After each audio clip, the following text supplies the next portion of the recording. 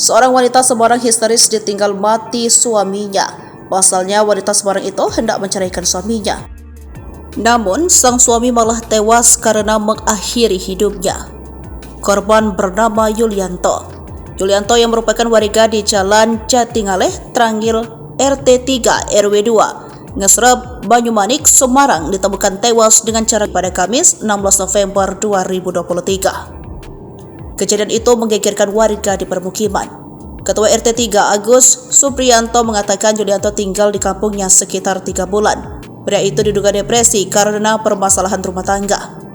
Kalau diajak ngomong tidak pernah nyambung. Waktu itu saya sudah konfirmasi sama kakaknya Yuli mau tinggal di sini atau Gedawang karena statusnya tinggal di Gedawang, ujarnya dilansir dari tribunjatim.com dari Tribun Jateng.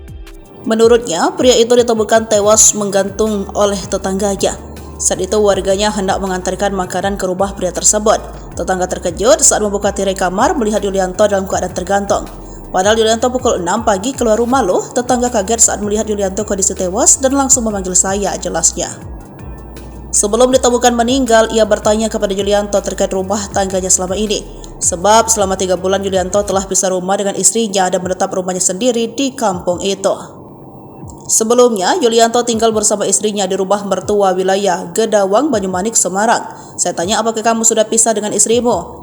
Tapi tidak dijawab sama sekali dan diam saja, ujarnya. Kematian Yulianto akhirnya didengar Sulis 27 tahun sang istri.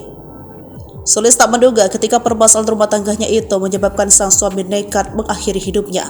Sulis menangis di depan jenazah mendiang Yulianto. Sulis menceritakan sebelumnya ditemukan tewas, suaminya mendatanginya di tempat kerja. Suaminya meminta untuk membawa anaknya ke toko saat akan bertemu. Saya pikir hanya mau ketemu anak, tetapi kok malah anaknya mau dibawa. Saya tidak boleh karena anak itu nangis kalau sama suami. Itu kejadian 2 hari lalu. Dia tidak menyerahkan anaknya saat berada di toko. Dirinya meminta suaminya itu mendatangi di rumahnya untuk membahas hal itu.